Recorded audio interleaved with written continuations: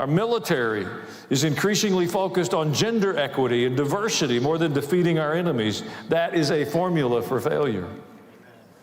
Our universities are too often focused on indoctrination, displaying blatant bias, supporting anti-Semitism and anti-Christian values.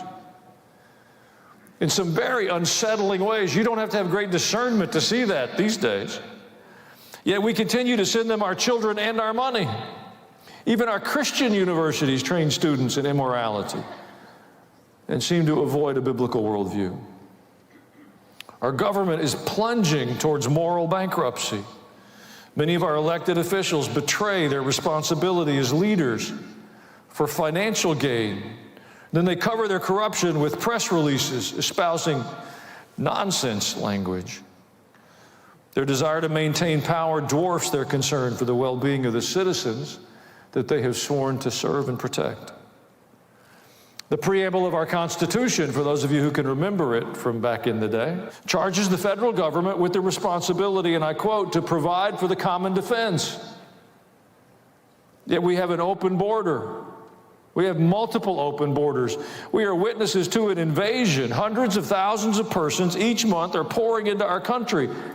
It's not some humanitarian relief effort from some besieged nation in Central America. They've come from more than 160 nations. And we extend free health care, education, a menu of civil services. It's a menu. So the invasion continues.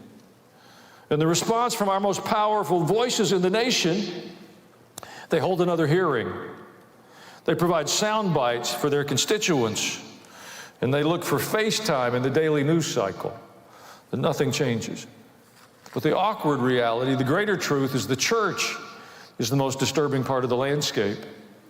Assigned by our Lord to be salt and light, too frequently we seek and champion the middle ground, that imagined place of safety and security where we're neither hot or cold.